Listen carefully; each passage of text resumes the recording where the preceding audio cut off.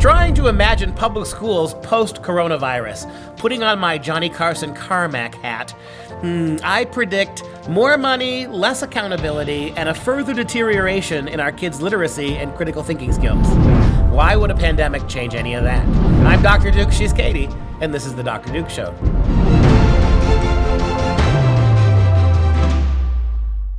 In the words of Carson, blammo! Hello, everyone, and welcome to the Dr. Duke Show, the only program that keeps you educated on the craziness impacting K-12 classrooms and college campuses around the world. Today, we start by looking months into the future when millions of children are expected to head back to public schools.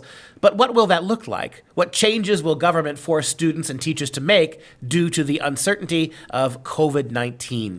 Yeah, and that is a big question. You know, when I'm starting to listen to this new normal, that from now on till the end of eternity, kids are going to have to be 6 feet apart. We're going to have classrooms with only 10 or 12 kids in them. There'll be no recess, no public lunch.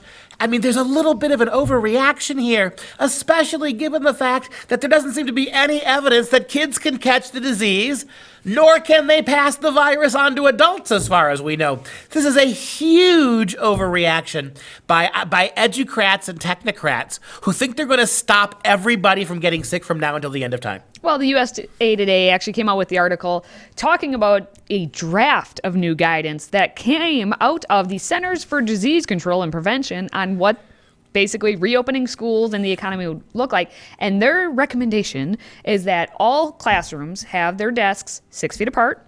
Lunch will be served in the classroom.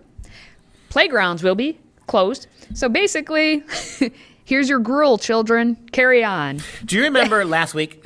We did a story where Harvard University law professor, Professor Bartholet, is attacking homeschooling. Yep. And she said one of the reasons why public schools are better is because at public schools, kids can run and play. Oh, yes. And at home schools, they're locked inside all day. Oh, gosh. And this is the proposal, literally with a straight face.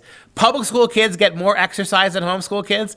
That's just ridiculous. But this is the way they think about things. And it's people like that who are going to be making the decisions about what public schools look like once they're open again. Well, the CDC did say that they suggested schools look to their local health officials to make the decisions on dismissals or event cancellations and other social distancing for these children.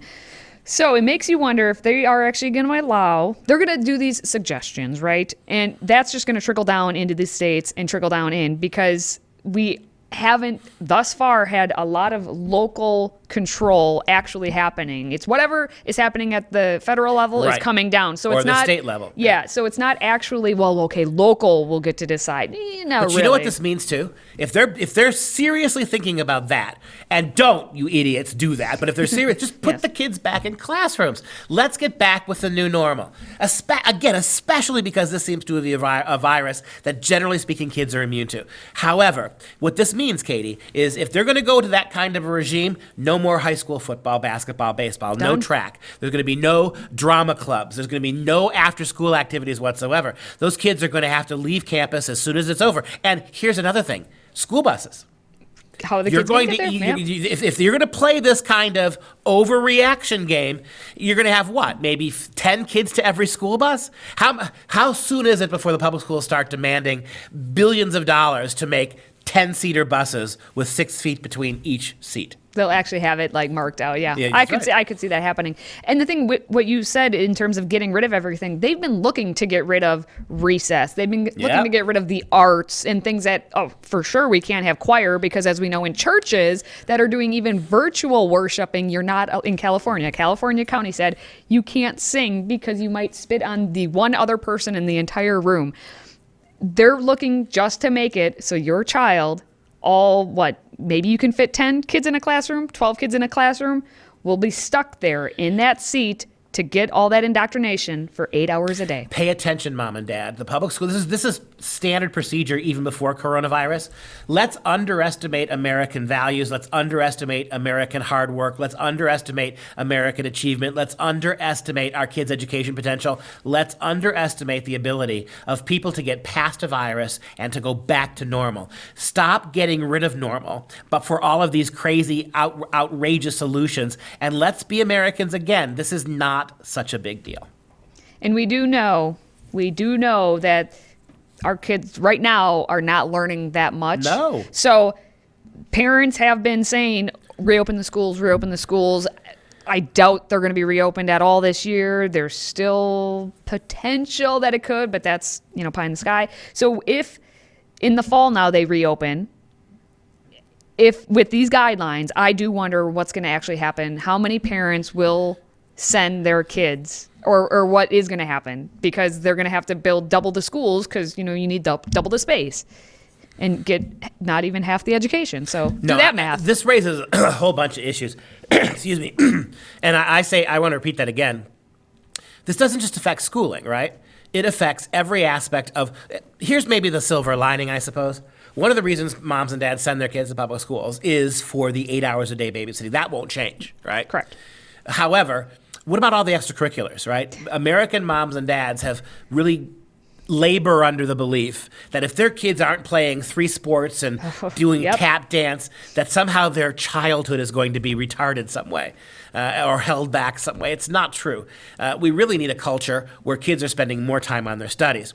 But if the public schools aren't presenting those opportunities, that also makes it one more notch, one more argument against the need for all these kids in public school anyway. Yeah, so we're going to have to see if this is a turning of the tide. I mean, we can be optimistic that they would come over to the homeschool side, but you can be optimistic. I'm not.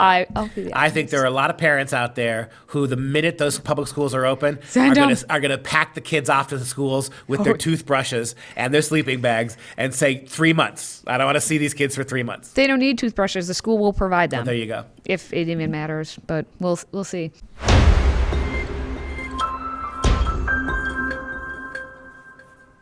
All right, moving on. We have the Department of Education actually cracking down on universities that are basically not reporting their foreign funding. And now a DC-based nonprofit has found that schools have failed to report $1 billion from past years when brought in with last year's money. So of that $1 billion, about 1/3 came from countries known for their influence operations in America, according to the Clarion Project, whose research challenges Islamism, white supremacy, neo-Nazism, Antifa, and other extremist ideologies. And not shocking in the least, is the country with the most previously unreported data is China, equaling $144 million from the communist country across 48 American universities over the last 6 years. So over the last 6 years, China has sprinkled all their $144 million to these 48 universities and never reported. Not a word. And I think that money should be subtracted from their federal payouts, right? If you're getting this kind of dark money from countries and governments who are openly hostile to what we're trying to do, countries like China, China literally has become a technological superpower on information stolen from the United States. Over the last 6 months, how many professors and how many students from China, exchange students, we reported on that have been stealing secrets, particularly professors? How many American university professors have been complicit with handing over information and data to the Chi-Coms? This is a bad look. And so my argument would be, if they're only reporting $1 billion in foreign funding, it's probably 10 times that high. Right? The idea that these universities have coughed up every dollar they're getting from these places. And how many times have we talked about what's going on with Wahhabi Saudi Arabia, right? And how they're getting their pro-Islamic, anti-Christian apologetics for Islam curriculum into so many of our schools. All this money being fed to a big pocket of that, Katie, goes to education professors, right? About how they influence the classroom, how they influence young teachers how to teach. This is just sad. Did you see any of that stuff? I don't know. I hope not. I hope I didn't see it firsthand. But as you said, you mentioned Saudi Arabia. Of all the income by these universities, Saudi Arabia amounts to $70 million, and theirs unreporting has dated back to 2013. Yep. And some of the data from Turkey is just as old, and they have $8.5 million initially left hanging across half a dozen U.S. universities. And I know, is it the University of Texas, I believe, right now is in a lawsuit going on with China and secrets being handed over. So the question is, why haven't they reported this? You could make your own assumptions, but one possible explanation, according at least to our article, is that previous White House administrations just didn't care about foreign funding and had a lackadaisical view when it came to income monitoring. I'd actually agree with that assessment. Of course. And again, now that we know this, now that you're paying attention, that should be all that money going back retroactively should be withheld from universities moving forward, especially if you're not announcing this, if you're not declaring this. But I asked you, though, when you were a student here studying education, I know you got bombarded with multiculturalism, which is really this, right? Yeah. What do these Chinese and Islamic governments want? They want a multicultural perspective being taught to our kids. And that's not the squishy, funny thing you think it is. It means not just promoting Islamist behavior, not just apologizing for and promoting Chinese values. It's also about denigrating the traditional way Western culture operates, attacking and undermining Christianity, undercutting democracy, downplaying the nature of our republic. That's what they're doing. You saw a lot of that when you were teaching, but specifically with regards to China and Islam. Did you get any instruction? Did this come up at all in your education degree? Mostly what happened was we were supposed to have the multicultural education class and the American education class, and they were taught by the same professor for many people. On one hand, in the multicultural, you would think you would get a broad perspective, but you just basically got the one perspective. That's right. They wanted.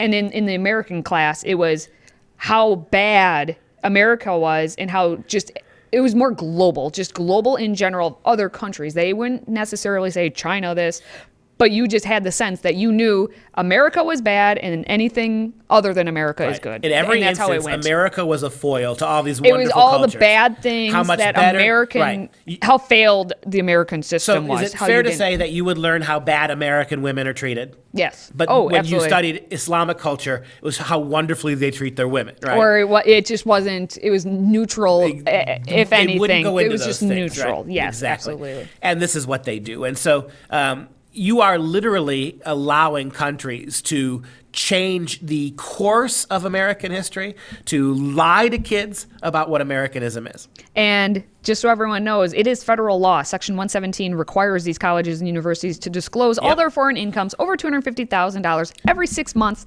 And now the Department of Ed is supposed to release it, and let's see what happens. Make them pay it back and then withhold that amount as punishment.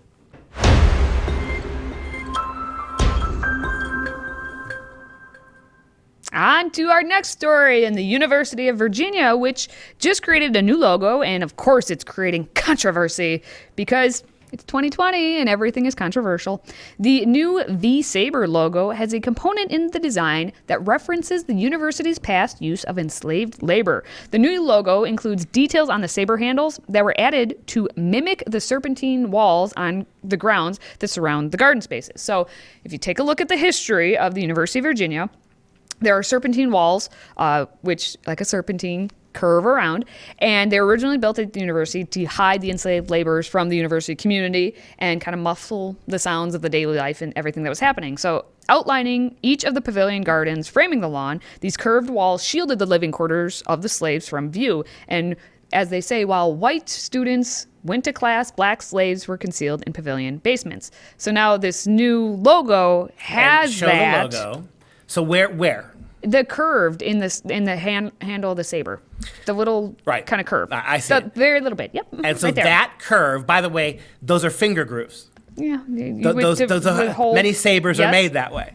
And so because there's a faint resemblance between finger grips in a sword and actual walls that were built, this is a matter of racism. Yes, so faculty and students have protested this logo, saying it disregards the history and uses it for promotional branding. It's also like the saber for the Cavaliers. Well, in the Cavalier Daily, second-year Baton student Lauren Cochran expressed that the walls contribute to the historically non-inclusive environment built by Thomas Jefferson, serving as a physical symbol of injustice that accompanied the already apparent social division at the university. She finds it repugnant, I say, that the people stood by and approved of using a symbol of division as part of the We Cavaliers campaign. Her actual quote, When University of Virginia Athletics decided to incorporate the walls into their logo designs, I felt as if they were attempting to glorify past university wrongdoings. For many, this wall evokes stringent feelings of emotional distress and pain. As an African American student who walks past these walls every day, I experience uncomfortable emotions relating to the history and justification of the walls. Go back to the image. This is what happens when you spend your career studying identity politics.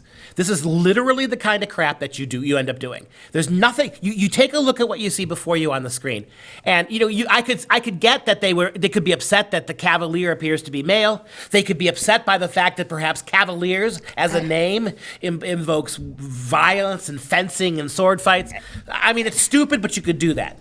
That you could get literally from the hilt of that sword that the administration at the University of Virginia, one of the most politically correct and annoyingly left-wing organizations you're ever going to find, decided that we're going to add that detail to glorify slavery. And this little young skull full of mush actually believes that because, hey, in African American studies, if it looks like a sword, it's really a gate. And here's my thing. Laura, you're actually protesting the logo? Why aren't you protesting the damn walls?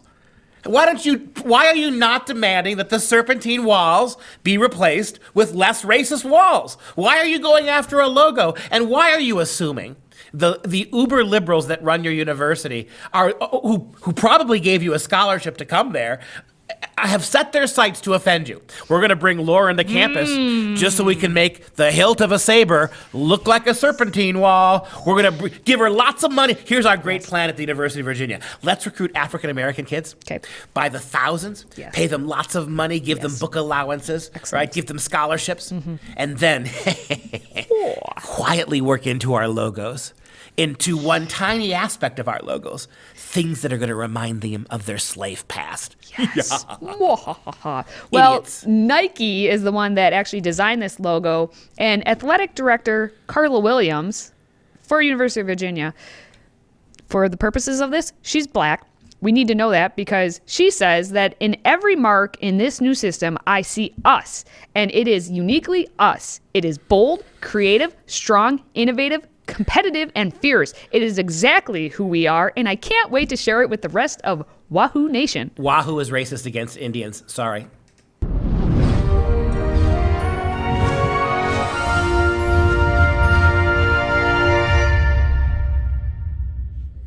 It's time for some real education. Like many of the most famous artists, Jan Vermeer van Delft is known simply by one of his many names, Vermeer.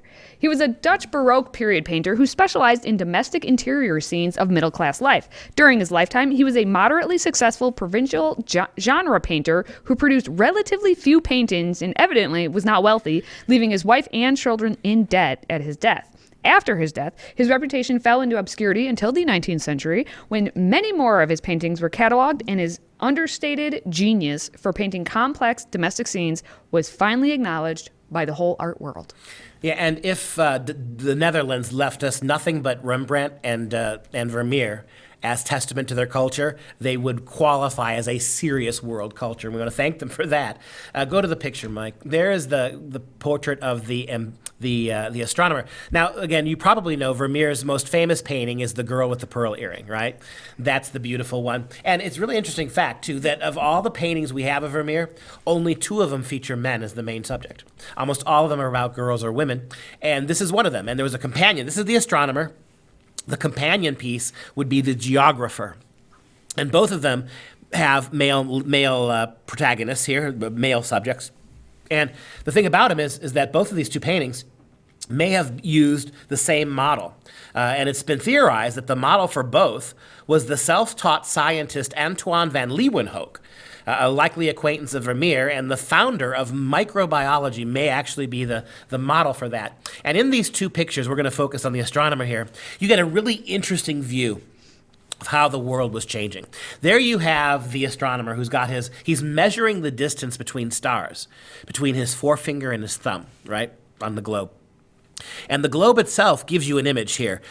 By the time you get to the middle of the 17th century and the explorations that began in the age of Columbus have really taken off. Go back to the picture.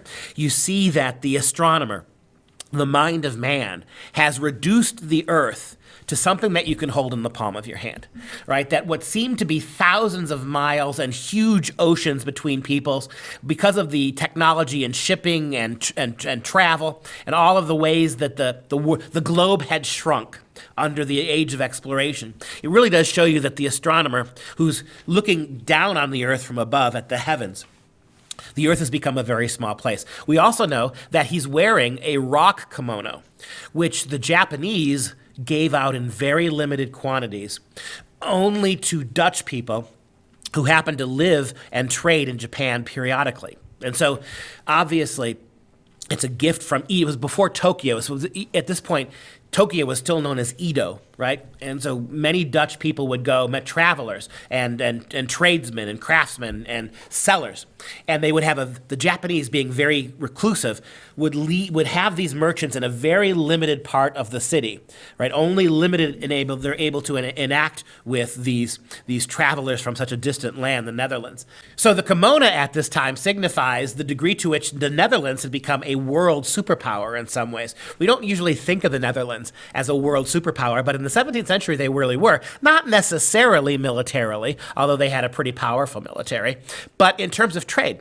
They learned the lesson, the Dutch, that the Venetians had learned a couple centuries before, that you could control world events with small armies and huge trading commitments, right? And people would make the argument today about China, right? That China's real power is not necessarily their growing military might. It's how they're the manufacturing capital of the world in many respects, right? And we saw how dangerous that can be to our own country during the virus here, when all of our masks and much of our antibiotics, we find out now, are not being made here. We're dependent upon the Chinese. But that one last look at that picture really is a beautiful image of the shrinking of the world, the internationalizing of trade, the role of art in trade and learning and experience. It's a wonderful picture painted by a wonderful artist, Jan Vermeer. The front half of the week is in the books. As always, you can follow us on Facebook and Twitter. And if you have a question for our Friday Q&A, visit freedomproject.com/askduke or send us a message on social media. Now, let's wrap things up with the fun fact of the day. Since we talked about Nike's swoosh logo was actually designed by Carolyn Davidson, who is a graphic design student at Portland State University. Company co-founder Phil Knight approached Davidson in 1971 to craft the logo. She designed several different options, but he went with the swoosh, and Davidson was paid just $35 or $2 per hour to make the Nike swoosh. It took her almost 17 and a half hours to design the Nike swoosh? No, she had many designs. Oh, many designs. I gotcha. There's lots of options. Does she have any residuals? I don't Probably know. not. Nike sweatshops. And that's our show. For Freedom Project Media, I'm Dr. Duke. She's Katie. And until next time, stay educated, my friends. We'll help you do it.